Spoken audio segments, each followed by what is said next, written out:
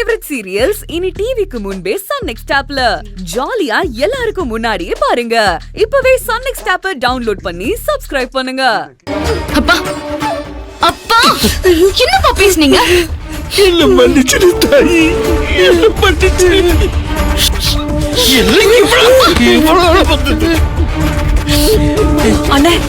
இவ்வளவுதான்.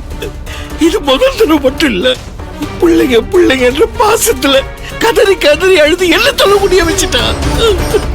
செல்வநாயகிட்ட பேசு பேசு பேசு நச்சரிச்சு உசு பேத்தி என்ன பேச வச்சது இவதான்ப்பா, இவதான். எடுப்பாவி, நம்ம பிள்ளைங்க வாழ்க்கை நீ நான் கெடுத்துட்ட. இவங்களை நாசம் பண்ற வரைக்கும் நீ ஓய மாட்டல.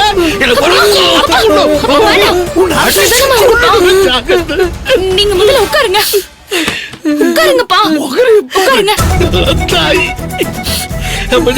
இவளை என்ன பண்ணலாம் நீயே சொல்லுமா. அண்ணே, ஒரு அம்மானா மனசு கேட்காம 4 விஷயம் பண்ணதான் துடிப்பாங்க. பெத்த பாசம் சும்மா விடாது. சும்மா அவங்களே சொல்லி பிரயோஜனம் இல்ல. தப்பு என் பேர்ல இருக்குமா. செல்வநாயகி கிட்ட நீங்க என்ன பேசுனீங்க? அவங்க என்ன பேசினாங்க? அத பத்தி தான் நான் இவ்வளவு நேரம் யோசனை பண்ணிக்கிட்டே இருந்தேன். தேவி போன்ல அத்தை கிட்ட நான் எல்லா விஷயத்தையும் சொல்லிட்டேன். நீங்க நாளைக்கு வந்துருங்கன்னு சொன்னா. அப்புறம் என்ன? அப்புறம் என்ன, என்ன இவன் யோசிக்க கூட விடல சார். அதான் அவங்களுக்கு எல்லா விஷயம் தெரிஞ்சிருச்சு. நீங்க பேசுங்க பேசுங்கன்னு என்ன யோசிக்க கூட விடாம அவங்களுடைய நம்பரை இவ போட்டு கொடுத்துட்டேன் சார். என்னப்பா பேசுறீங்க? அவங்களுக்கு எல்லா ரகசியமும் தெரிஞ்சிருச்சா? ஏமா, செல்வநாயகி எந்த ரகசியமும் தெரிஞ்ச மாதிரி நடந்துக்கலையேம்மா. உங்களுக்கு தெரியாதுப்பா. அவங்களுக்கு நிறைய விஷயம் தெரிஞ்சிருந்தாலும் அத மறைச்சு வச்சு விளையாடுவாங்கப்பா. இந்நேரம் எல்லாரையுமே சுத்தி வளைக்கிறதுக்காக பெரிய பிளானை போட்டிருப்பாங்க. இன்னைக்கு ஃபங்க்ஷன்ல வெடிக்கும் பாருங்க. நான் நாம செல்வநாயகிட்ட எல்லா விஷயமும் தெரியற மாதிரி பேசுறேன்.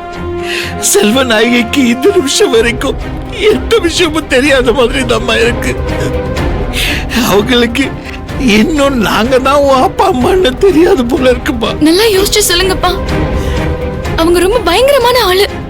அவங்க தெரிஞ்சுதான் இந்த ஆட்டத்தை ஆடுறாங்கன்னா நம்ம ஏதாவது கவுண்டர் பிளான் பண்ணி ஆகணும்பா. இல்லனா நம்ம இத்தனை மாசம் கஷ்டப்பட்டது எல்லாமே நாசமா போயிடும். இல்ல மணி, நான் நல்லா யோசிச்சுட்டேன். நான் தான் அவங்களுக்கு எல்லா ரகசியமும் தெரியற மாதிரி பேசுறேன். ஆனா இன்னும் அவங்களுக்கு எதுவும் தெரியாது நம்ம நினைக்கிறேன். அவங்க அந்த தொழிலையே பேசலையம்மா. ஆமா சத்யா, நாங்க தேவிக்கு செயின் போடுறோம்னு சொல்லி செயினை காட்டணும். அப்ப கூட அவங்க நீங்க ஏன் போடணும்னு கேட்டாங்க. நான் மட்டும்தான் போடுவேன்னு சொல்லிட்டு இருந்தாங்க. எனக்கு என்ன டவுட்னா, தேவி அக்கா செல்வநாயகி கிட்ட எல்லா ரகசியத்தையும் சொல்லிட்டதா இவங்களுக்கு போன் பண்ணிருக்காங்க. ஆனா செல்வநாயகிக்கு எதுவுமே தெரியலன்னு இவங்க சொல்றாங்க. ஆனா நடுவுல ஏதோ ஒரு குழப்பமும் மிஸ் அண்டர்ஸ்டாண்டிங்கும் நடந்திருக்கு. எனக்கும் அந்த டவுட் தான். வேற யாரோ நடுவுல புகுந்து குட்டையை குழப்பிருக்காங்க. எப்படிப்பா தேவி தான் பேசினான்னு இவங்க சந்தேகமே இல்லாம சொல்றாங்களே. ஆமா, நிச்சயமா தேவி தான் பேசினா. அவ போன் பண்ணலன்னு கோவில்ல என்கிட்ட சொன்னாலே. அவ போன்ல கூட கால் ஹிஸ்டரி எதுவுமே இல்லையே. யாராவது போன் பண்ணிட்டு டெலீட் பண்ணிருக்கலாம்க்கா. என் போன்ல கால் ரிசீவ் ஆனது இருக்குமா? அப்ப உங்க போனை காட்டுங்க. நான் சுருதி கிட்ட என் போன் சார்ஜ் போட சொல்லி கொடுத்திருக்கேம்மா. ஆனா அதுல திரும்ப வாங்க மறந்துட்டேம்மா. ஆர்த்தி, நீ போய் அப்பா போன் ஸ்ருதி கிட்ட இருந்து வாங்கிட்டு வா. ஐயோ, இப்பதான் எங்களுக்குள்ள ஒரு பிரச்சனை முடிஞ்சிருக்கு. மறுபடியும் பார்ட் 2வா? நோ, நான் போக மாட்டேன்க்கா. சரி, செல்வநாயகிக்கு எந்த ரகசியமும் தெரியாதுன்னு நாம வச்சுப்போம்.